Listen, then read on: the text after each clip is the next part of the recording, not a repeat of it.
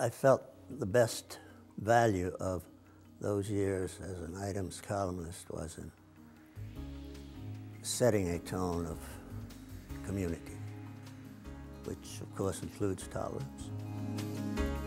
The people you know as you've never known them. This is Forefront. He was often called the conscience of San Diego. For more than 60 years, Neil Morgan enlightened us and also ruffled a few feathers as a journalist and columnist. Neil Morgan passed away on February 1st, 2014. Here's our interview with him from 2006. This is Neil Morgan's lifeline. Almost every morning you'll find him in front of his computer, the words flowing from his mind to his fingers, on a mission to provoke thought and make positive change. Qualities he credits to his upbringing. Neil Bowen Morgan was born in North Carolina in 1924. He grew up during the Depression, and since his father was a Baptist minister, the family had very little and depended on the community for food and their survival. Neil graduated high school when he was only 15 and enrolled at Wake Forest University. He wrote for the university magazine, The Student, as well as the Raleigh News and Observer. He graduated in 1943 at the age of 19, anxious to jump into the newspaper world full-time. But Uncle Sam had other plans for him. World War II was in full swing, and Neil was called up for military service. He ended up as a training officer in San Diego at what is now Miramar, teaching crews how to survive if their planes went down in the Pacific. After 3.5 years in the Navy, Morgan was released from active duty. He then followed his dream of writing and got a job as a reporter for the San Diego Daily Journal.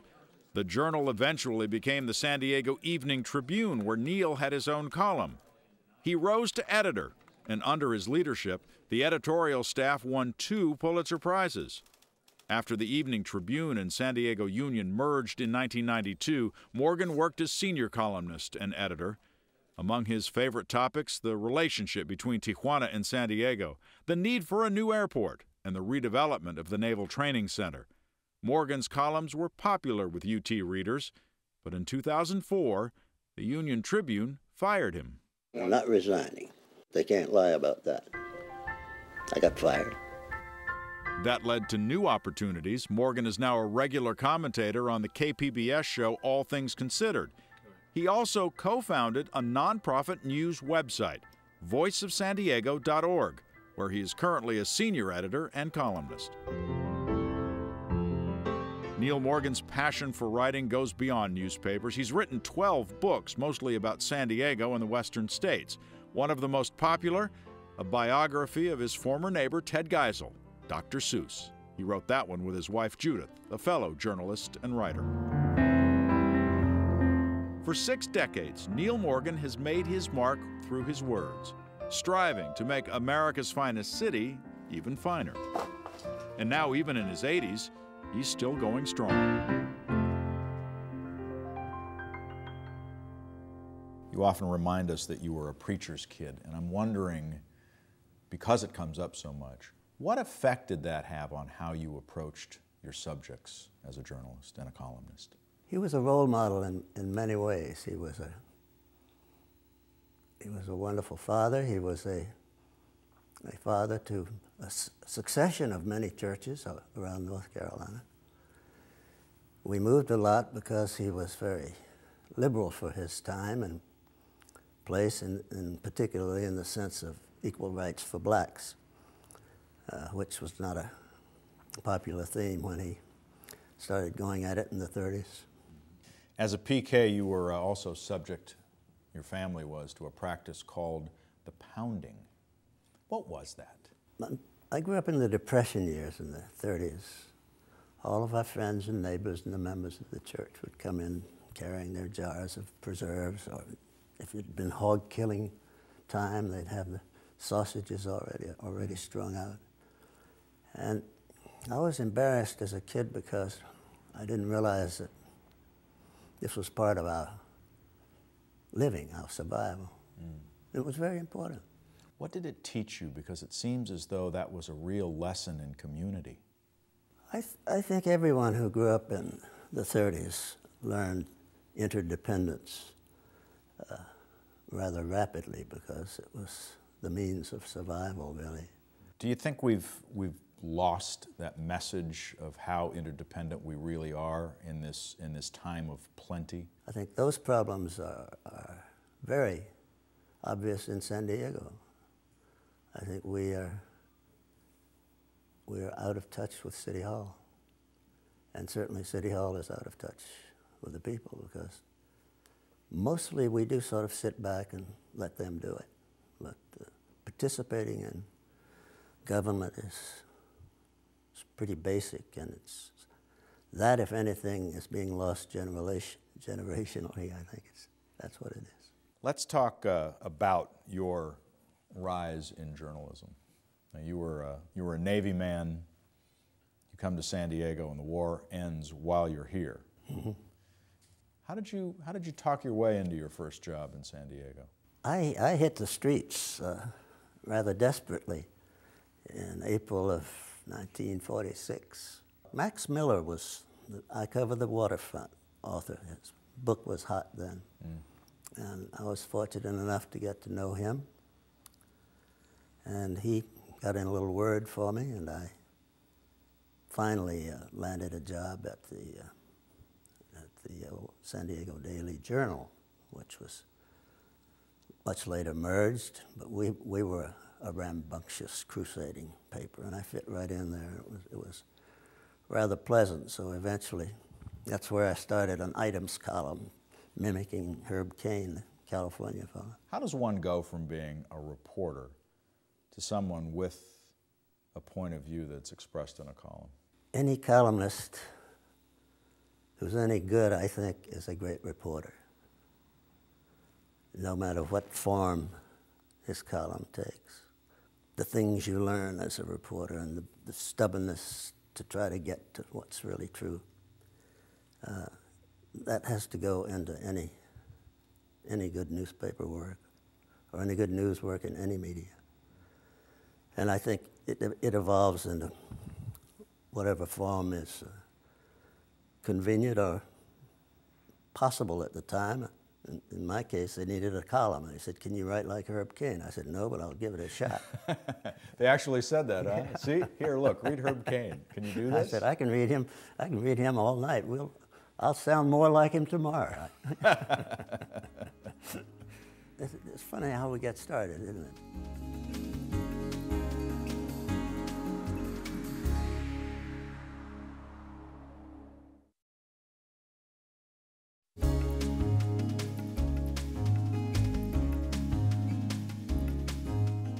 So one of the first columns that you write as a newly minted columnist is about this big problem that San Diego is having.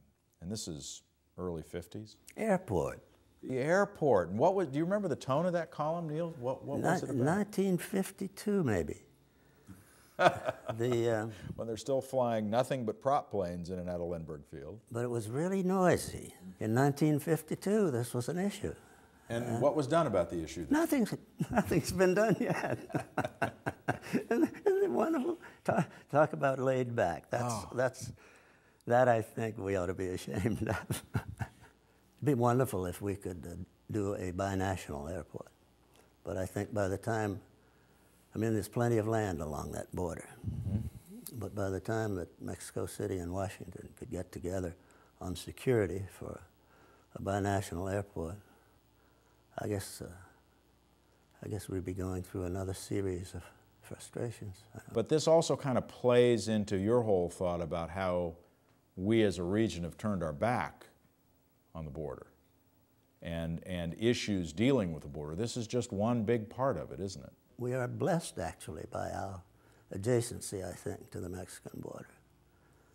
But we do not recognize our share of the obligation. I don't think we are,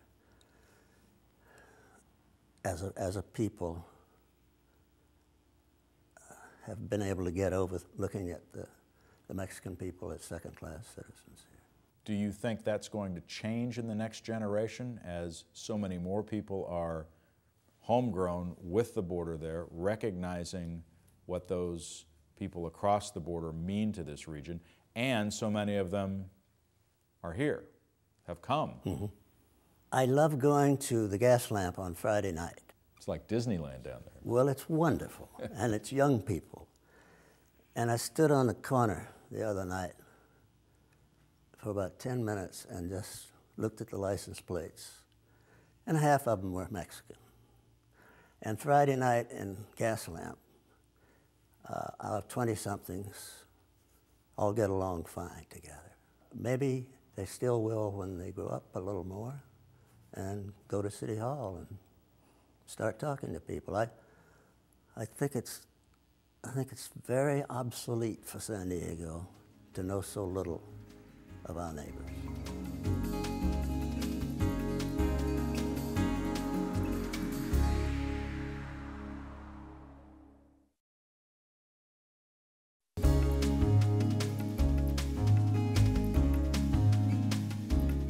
So in 1960, the Journal gets absorbed by the Union and the Tribune, the Copley papers, and they want Neil Morgan because his Herb Cain-esque column is very popular. And truly, when I got here in 78, you were the most influential journalist in town.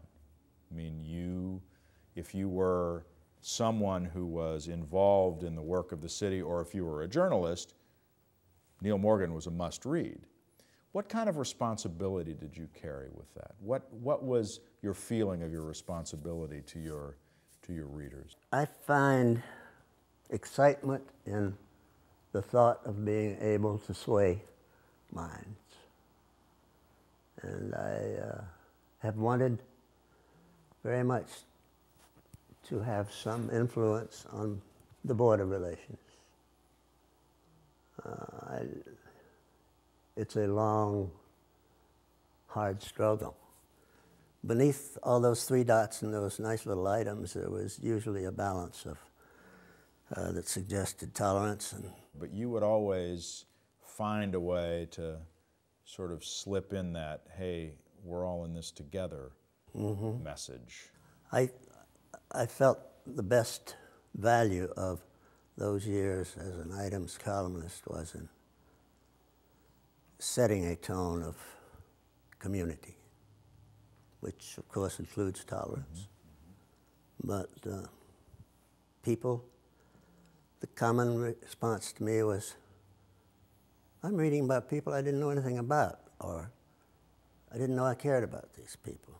And you know, that's what, to me, journalism can do, and when you're working hard and having some luck.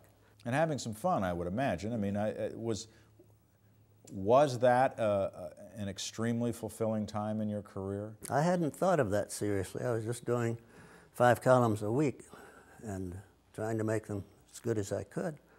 And then I won the Ernie Pyle Memorial Award, and Ernie Pyle was my favorite journalist.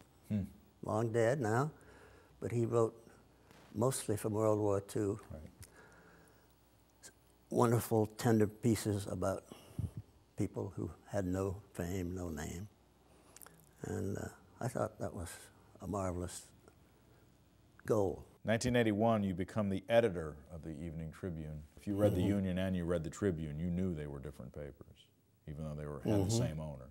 What did you think to yourself? Well, I thought to myself and out loud to Helen Copley. I said, I don't want this job if it's going to be another union that you expect. I want this job if it's going to be an afternoon newspaper that's going to go out and win the Pulitzer Prizes and cause trouble and disturbances and not always support causes that you believe in. She said, well, let's talk about that. So we talked for 2 hours. And she was a marvelously open-minded woman then, and an excited person. And she said, well, let's try it. It sounds interesting. I want to know how it comes out. So I said, well, let me put it this way. Let me do what I think I ought to do.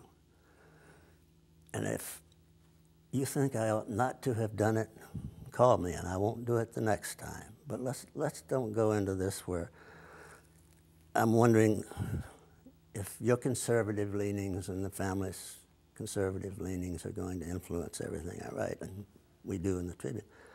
I said, we need to be a very different paper from the Morning Union if we're going to succeed. And so Jonathan Friedman started writing great editorials and won the Pulitzer Prize. The whole staff won the PSA, won the Pulitzer Prize for the coverage of the PSA crash. All hell broke loose on that staff. It was a wonderful, rich time because we were not under constraint.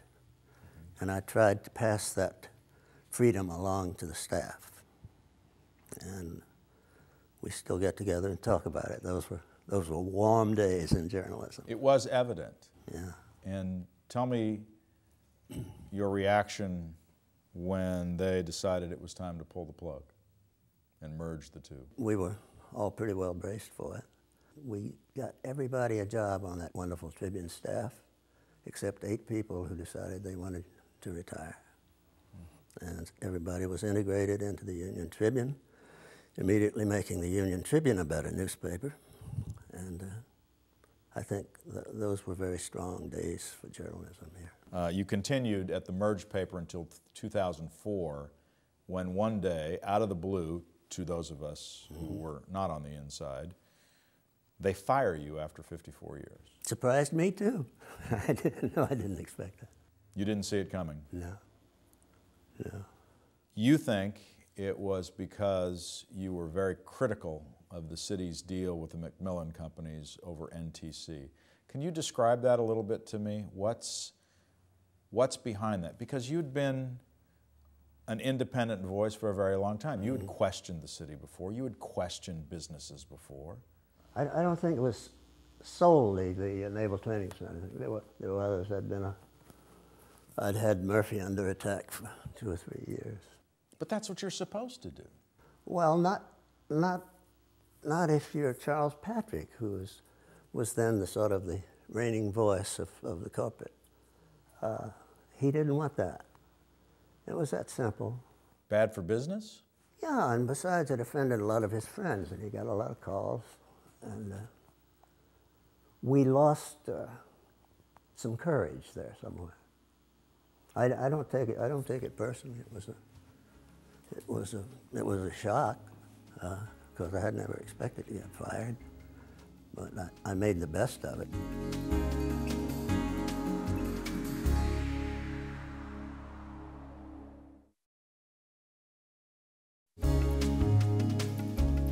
After 54 years, Neil Morgan's voice in the Union Tribune was silenced. But just months later, his friend Buzz Woolley invited him to lunch to discuss a groundbreaking idea to bring Neil's voice back. Before we'd finished lunch, we had decided the best thing to do was to start a website that told people what was really going on in town. So together, Neil and Buzz decided to give San Diego a new and different source for news, a nonprofit online publication. They launched voiceofsandiego.org in February 2005. Since its inception, they've recruited 8 full-time writers and editors, dedicated to carrying on Neil Morgan's mission of offering in-depth analysis to San Diegans. From border issues to politics to sports, the staff strives to provide a true reflection of San Diego. The one thing that we keep hearing over and over again is, I've just been waiting for a new voice, a voice that just puts all the facts on the table and kind of lets everybody decide for themselves. Andrew Donahue was one of Voice of San Diego's first reporters. He feels privileged to be working on this cutting-edge endeavor with Neil Morgan, who he considers the real voice of San Diego. Here's somebody who's 80 years old, but they're on the forefront of a new model of journalism. We're online only, we're not printed on actual paper, and we're a nonprofit, which there really isn't anybody else in the country that's trying that sort of model. Nonprofit, meaning no advertisers, no stockholders. They operate solely on grants, sponsors, and memberships. And so far, the staff says that formula is working. Every month, voiceofsandiego.org gets 500,000 page views. The staff and its founders only expect to grow in number and prestige. Maybe Neil's greatest legacy in life could be Voice of San Diego and what he's accomplished since he's turned 80, because Voice will live on and be a positive influence in the community. I suppose the wonderful thing to come out of your separation from the Union Tribune is voiceofsandiego.org. There is not another free, unsponsored, unbiased news website that we have been able to find. There is a reason behind most of them. And if you ask me what the reason is behind Voice of San Diego, it will sound impossibly romantic. We think we ought to have another voice in this community, and we think it would help people to get straight to the facts, which is absolutely true. I think competition is vital in every industry, and I'd had a lot of experience in competition in my newspaper roles because we were going back and forth with competition or with no competition, and I knew the difference. Is it realistic to assume that it can be replicated and provide real competition to corporate media? We will see if it is possible. I believe it is, because there is, at every level, a yearning for the real skinny. Now, come on, tell me what really happened, that kind of thing. Mm-hmm. Having been inhibited through 50 years of journalism by good managements, and not overly inhibited for that medium, the freedom of this to say exactly what we think is staggering. And the freedom to allow others to say what they think. I think it goes back to the roots of Ben Franklin and all those things. What is it that can bring Americans together? And if it's not talking about their problems together and striving for better things, what is it? I'm very hopeful. Do you allow yourself to think in terms of this as a sea change in journalism? I mean, you worked for a product that always had to be on the printed page for 54 years.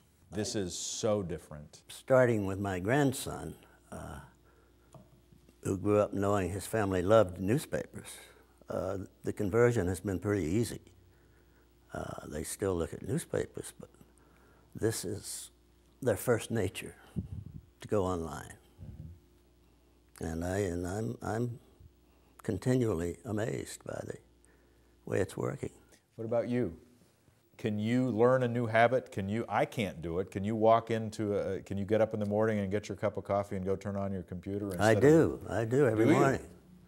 And I take the paper with me, but I turn on the computer first. Yeah. Diversification in media is very wide spectrum now.